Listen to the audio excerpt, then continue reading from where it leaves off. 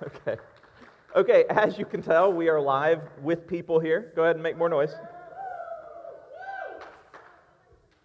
We're in week 3 of this series, which is called A New World, because we are talking about beginning a new world. We are talking about, can we go down volume just a little bit on the in-person? We are talking about when we go back to normal, when we go back to our lives, when we go back to, or go to college, or go back to school next year, just starting things fresh, starting things in a new way, starting things better than they were before. There are a lot of things that we're going to do the same, a lot of things we want to be the same, but there should be a lot of things that we want to do differently, a lot of things that we want to share differently, a lot of things that we want to show love in a different way. And so each week of this series, I'm talking about that, ways to build a new world, not just to go back to the way things were, not just to be the way things were, not just to be the way you were, but to be better, to treat people better, to love people better.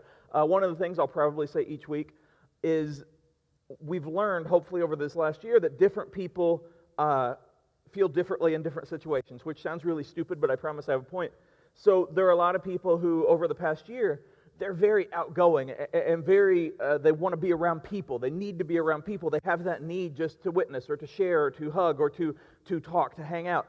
And so over the last year, it's been really hard for them. And some have gone into depression. Some have just felt tremendous sadness. Some have just, kind of felt lost. Now, there are a lot of people more like me who over the last year have been like, yeah, this has been my life. And so I hope that we develop an understanding for each of those groups of people. And not just go back and be like, hey, this is how everybody should be, but be like, hey, how can we minister to each other? How can we love each other? How can we help each other to go forward with that understanding, with that mental health understanding, with just trying to be better, trying to help each other, trying to lift each other up? How can we do better as a church? How can we do better as a youth group? How can we do better individually? How can we do better in school? How can we do better all across the board? A lot of things have changed. A lot of things have been different. This year, if you watch the NBA, they're doing like a play-in game. It turns out that that's way better than it was before, and it's a really cool situation that makes less tanking and more teams involved. Taking it to this level, like in youth, obviously before we started at 5 and we went to 7, and like we began with like the game and stuff, and then we had message, and then we had group. I really like how this has been. I really like starting with the message and then having the whole next hour, so you have these two different focuses, and so there are things we can learn.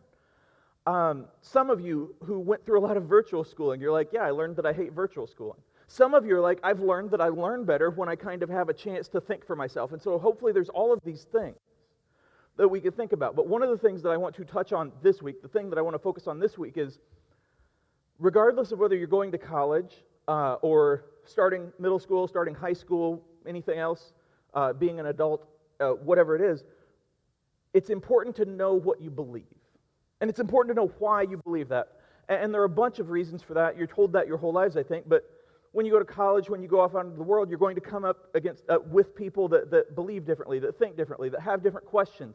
And some will just be truly interested in what you think. But if you don't have those answers, and nobody has all the answers, but if you're not able to say, well, this is what I believe, then they're like, well, you don't really believe anything, do you? Or some people will try to trick you. Some people will try to manipulate you. Or for some people, you're going to be like, well, this is what they believe, so I understand what I believe, and we can really relate. We can find middle ground. We can talk. We can build this relationship. We can be together. I can know what I believe, and so that's so important to have faith and then to know why. And so I'm going to Hebrews 11, 1 through 6, and it starts with, faith shows the reality of what we hope for. It is the evidence of things we cannot see. Through their faith, the people in days of old earned a good reputation. By faith, we understand that the entire universe was formed at God's command, that what we now see did not come from anything that can be seen. So we start with faith. Faith is what we can't see. Having faith is knowing that your belief cannot be proven in this life. And faith doesn't just apply to our faith. We have faith that when you turn on a light switch, that the light will come on. Now, there's scientific principles in there, but it's like not everybody that turns on a light knows how it works. Not everybody that starts a car knows how it works. Definitely not everybody that drives a car knows how to drive. But like all these things, we have faith that these things will happen. We have faith that we'll get up the next morning. We have faith that we'll see people. All of these things. But our faith is this hope for a better life. This hope that there's better out there. This hope that God is there, that we have this relationship that we can build forward. And then from that, we have our belief in what we believe. And so before I go on, I want to talk about kind of the three levels of faith, and I don't mean that in like a school way. I mean that there are essentially three groups. So there's dogma, and there's doctrine, and then there's personal conviction. And so dogma is what, if you're a Christian, these things are vital to your faith. These are what all Christians should believe, regardless of denomination, regardless of whether you go to church, regardless of where you are in the world. Dogma is that God is whole, God is perfect, God is everything. Dogma is that Jesus died for our sins. That because He died for our sins, we are given grace in His love to be able to choose Him, to be able to go to heaven. These things are dogma. These things are what we believe as Christians. These things are who we are. Whether you go into a Baptist church or a Nazarene church or a non-denominational church or whatever, you talk to anybody on the street that's a Christian, these are things that we all believe. These are the things that our faith is based on. And knowing that is important. Knowing the difference is important. And then you go to doctrine. Doctrine is essentially central to each denomination. Sometimes it's to each church. Doctrine can vary wildly. But it's never anything that's salvation-based. And by that I mean what we believe in dogma, what we believe about Jesus, about who He is, about how He saved us. That's the stuff that we follow Him on. Doctrine is more of a choice. And now, I don't know how much you guys know about denominations, but obviously there are different denominations. We're in a Methodist church. And so there's a doctrine for Methodists. There's a doctrine for Nazarenes, a doctrine for Baptists, etc. And what that is they've come together, and the leaders of the church way back in the past are like, this is how we translate the Bible, this is how we feel we should worship together. And it can be different, it can be fairly close. Most of the people that I've mentioned, except for Baptists, they follow the Wesleyan holiness doctrine, I guess is how I'd say it. And so we all kind of have that same central view. But doctrine is stuff that can be different. So let's see if I can think of some. So doctrine would be like, in some churches, they believe that the only way someone should be baptized is as a baby. They believe that, that's setting up the baby for salvation, and it's giving them this basis for faith. Some churches believe, that's okay if you want to do that, but you should make a choice. Like it should be when you choose to get baptized. Now, those things are doctrine. Those things differ. Some people are like, hey, you know what? I think that we should be a contemporary service, or I think we should be a traditional service. And those things are a little doctrine-based, a little personal-based. You can go into crazy territory. But doctrine are these things, and I'm not saying they're not important, because, this is how, if we didn't have doctrines, then everybody would kind of be in the same church, and everybody would fight about all the small things all the time. And so when you're out in the world as a Christian, you're going to run into people who see things slightly different than you, who have slightly different beliefs. But it's that dogma that we focus on, and knowing the difference. Knowing that, for example, we believe part of dogma is we believe that Jesus will come back one day.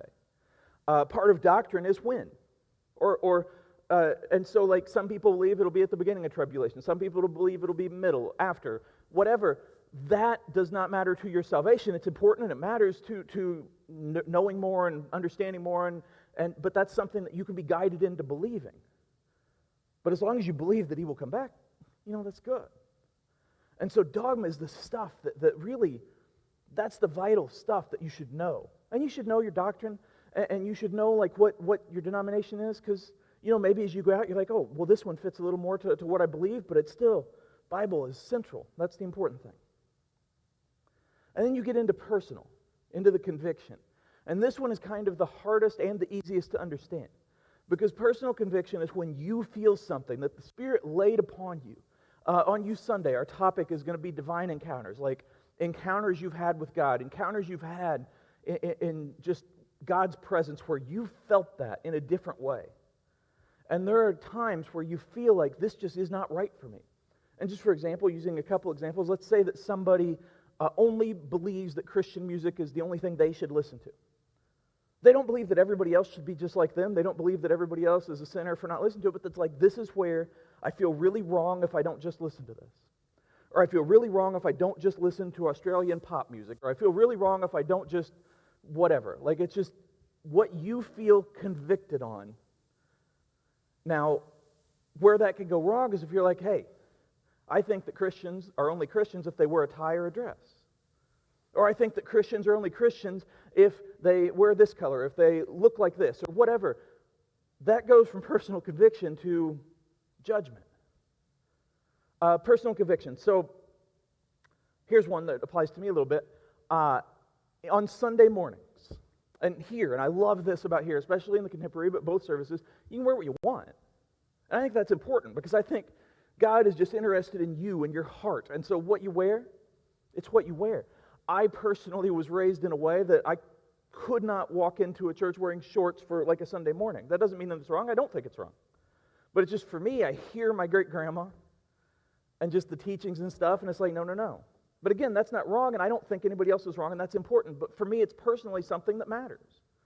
I don't think that it's something that should matter to other people. The music thing, it's something that matters to you. It's something that you've been touched by. Language, like not just the language you use, but the language you can see on TV or in songs. Like some people are like censored all the way. And again, the important thing is that you realize this is a personal thing. This is a personal thing to you, a thing that you know matters to you, that it's been revealed to you, but that you don't hang that on anyone else. And that's what's important here.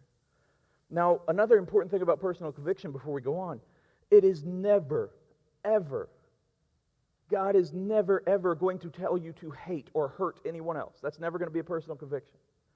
You can't use that as an excuse, as a crutch, and be like, yeah, well, I've just been convicted that I need to hate them. Or I've been convicted that I just don't like them, or that they're always evil, or whatever. That's never a conviction. It's only time a personal conviction is when it brings you closer to Him. And so it's important that you know those two. And where it gets tricky is you can't really necessarily match that to anybody else. And do people abuse it? Absolutely. Do people misunderstand it? Absolutely. But that's why it's important to have people around you that can be like, okay, well, let's talk about this. Why do you feel this way? How do you feel this way? How does this enhance your faith? Because that's what they do. And it's important to know the difference of these. It's important to know what your faith is. It's important to know why you go here. For a lot of you, if I were to ask you, maybe not this year, but in years past, just as you're growing up, why do you go to youth at Faith Community Methodist? Because my parents dropped me off here. Because we heard that the youth pastor was going to be cool, then we found out he wasn't, but still, we're here. Whatever the reason, hopefully that changes as you go. If I were to talk to Rob, Carol, myself, Terry, Jason, whoever else is here that's an adult, when you first start going to church, regardless of when that is, your reasons are different than when you've been there a long time. Your faith is going to be different when you're a new Christian, whether that's as a kindergartner, a fifth grader, high schooler, whatever, than it is when you've been a Christian for a long time. Because you grow in that faith.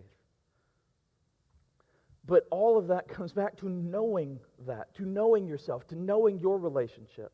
And by knowing your relationship, you can love other people. You can help them, be like, okay, well, this is my relationship, let's talk about you.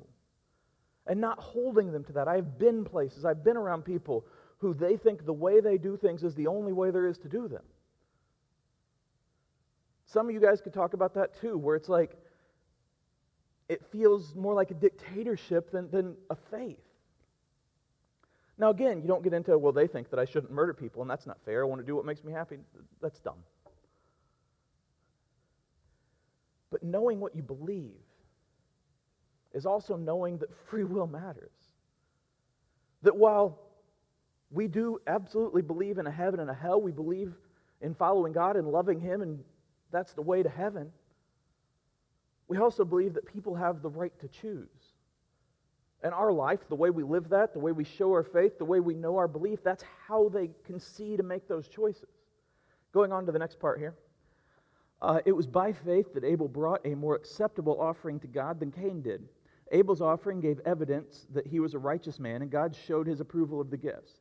Although Abel is long dead, he still speaks to us by his example of faith. It was by faith that Enoch was taken up to heaven without dying. He disappeared because God took him.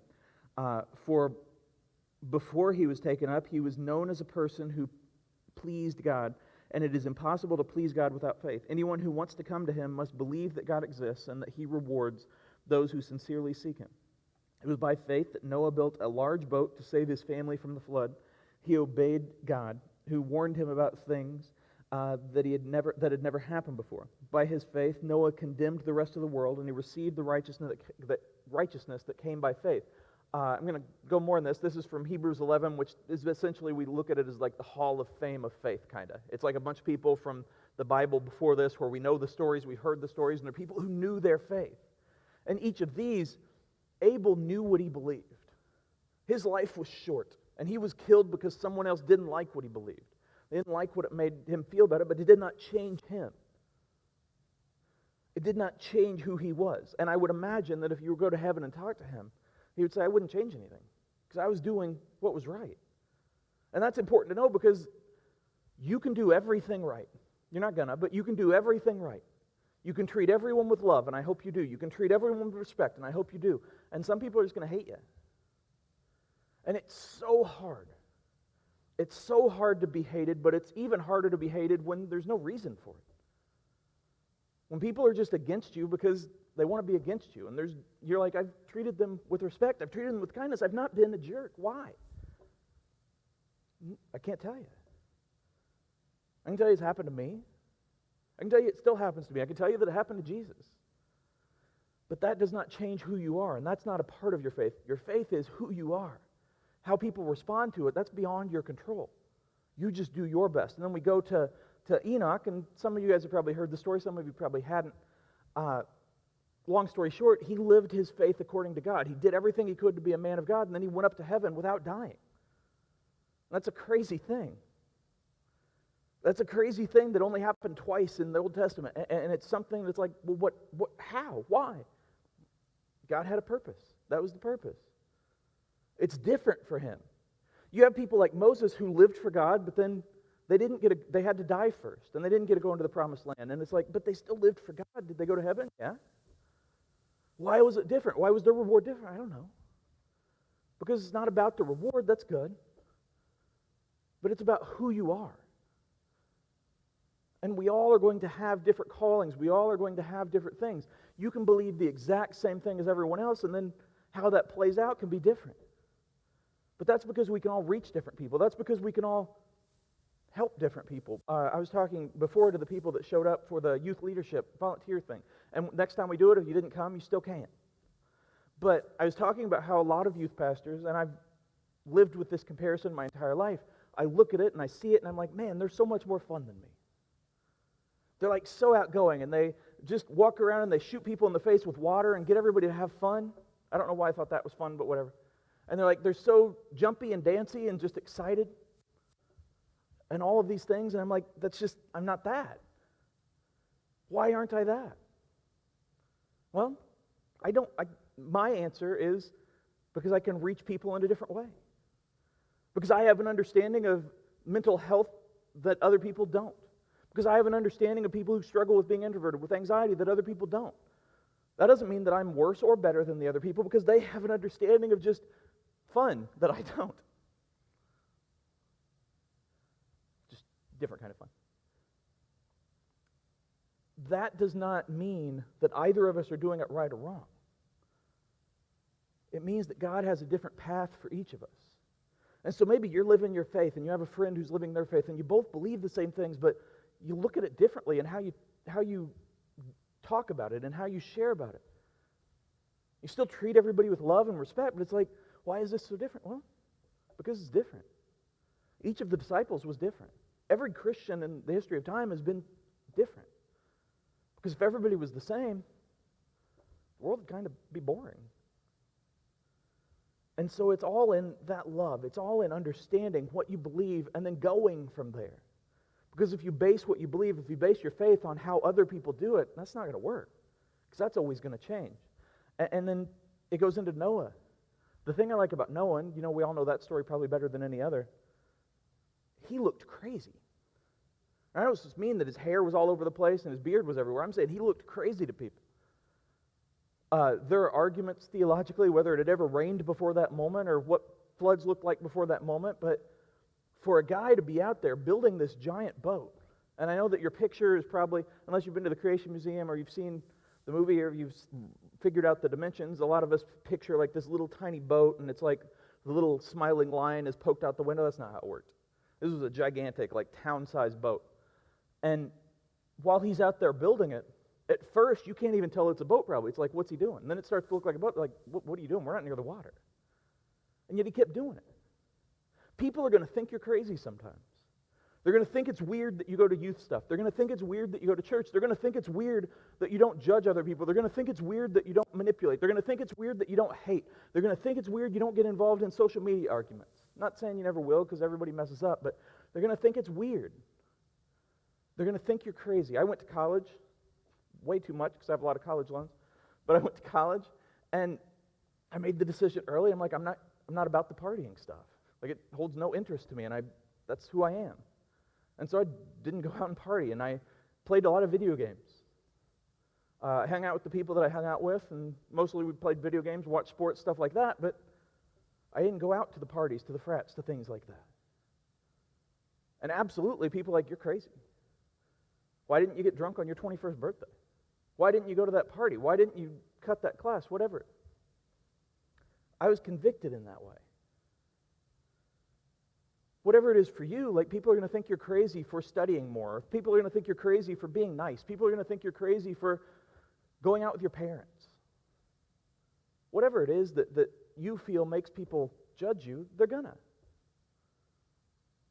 And here's the thing. We can all say, well, that's not fair. I shouldn't be judged. Unfortunately, we tend to judge other people that do things differently than us too. But we shouldn't. And that's what God is. That's what our faith is. Going to the next part of the scripture. It was by faith that Abraham obeyed when God called him to leave home and go to another land that God would give him as his inheritance. He went without knowing where he was going. And even when he reached the land God promised him, he lived there by faith, for he was like a foreigner living in tents. In tents, not intensely. And so did Isaac and Jacob, who inherited the same promise.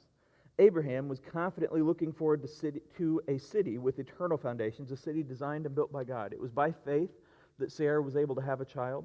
Though she was barren and too old, she believed that God would keep his promise.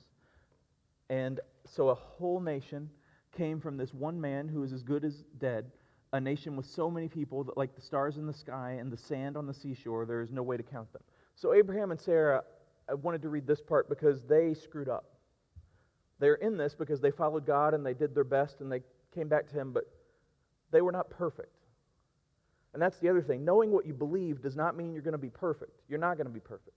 Again, the adults can tell you you're going to mess up, and sometimes you're going to mess up and you're going to realize it immediately and you're going to be like, oh man, how did I do that? Sometimes you're not going to realize it for a couple years. You're like, oh, whoa. But then you pick that up, you learn from it, and you move forward. Abraham and Sarah, they followed God, they believed his promises, they went out when they were supposed to, but they also lied a couple times. And they lost their faith a couple times, not necessarily in God, but just in what was going to happen. And so why are they in this? Because everybody messes up. And I've said this before, and I'll say this again. Don't take that as an excuse where it's like, well, I can go do whatever I want, and I can go kill people, and I can go be a jerk, and then I'll just ask for forgiveness, and I'm good because everybody messes up. No, I'm not saying that. What I'm saying is, when you are trying your best, you're going to mess up. You're going to accidentally insult somebody. You're going to argue too much. You're going to hurt somebody's feelings. You're going to do something that affects somebody else negatively, and you're going to feel bad about it, and it's good that you feel bad about it. Abraham and Sarah, they learned from it. Learn from your mistakes. Learn from your problems. Learn from the things that you do wrong and grow from them.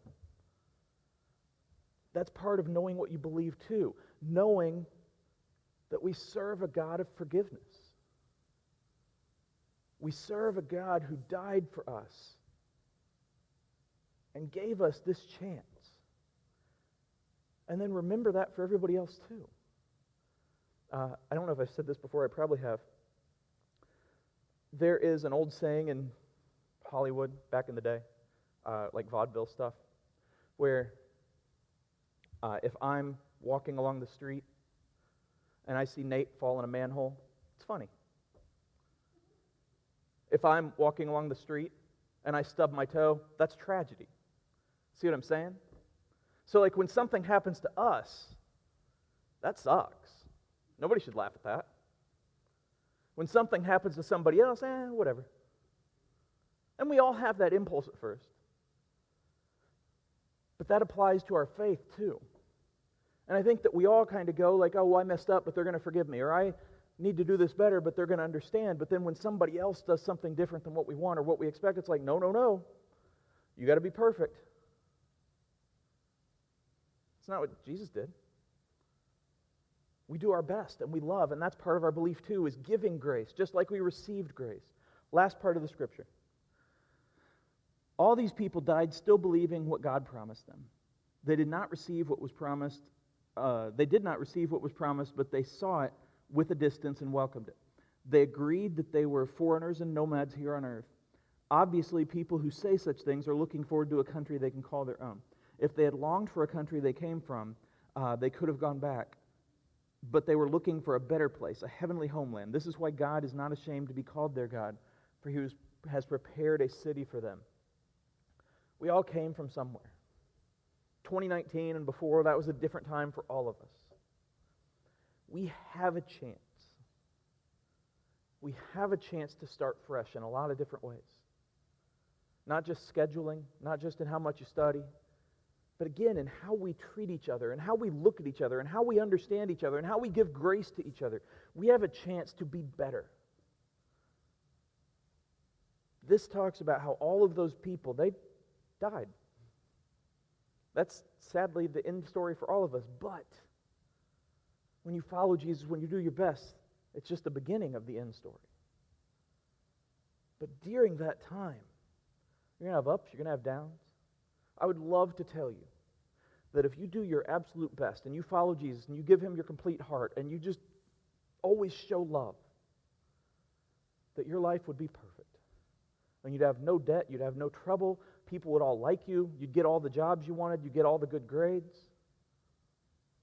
you'd win all the games, all the concerts, whatever. It's not going to happen. I would love to tell you it would happen.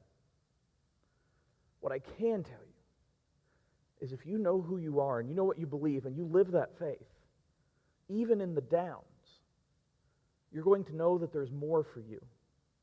You're going to know that you have a purpose. You're going to know that you have a home. You're going to know that you have a place. You're going to know that there's a better way. And what I want to see us do as we go forward into the new world is to let other people know that too. Not just so we can get them to go to church, not to convert them, but to show them who Jesus is. To plant that seed so that He can talk to them. To do our best. And here's the kicker, here's the hard one. To love people even if they don't choose to go our way. To show them that love still. To still help people who are different. To still show respect to people that are different. Not to change our faith because that doesn't change who we are. But to show the truth of our faith. That it doesn't change, that it is strong and goes forward no matter what. And then other people will notice that. And some people will never accept it, and that's on them. But we don't hate them or judge them for that. We show them that love. And we go forward in a new world, in a new way, together. That's how we can do this. And this is the chance. There's going to be other chances. I'm not saying that if you don't do it next August that it's never going to happen. What I'm saying is we have this chance where everything is kind of starting all over again. To do things differently. And that's what this series is about. And as we finish this the next couple weeks, I want you to take that and really think about it. Not necessarily the words that I say, but think about how can I do better? How can I show people more love? How can I be better? And then do that. Because you know where you come from. You know your belief. You know your faith. And you know that no one else can affect that. But by giving your all to Him, that can grow and it can affect others. That's all I got.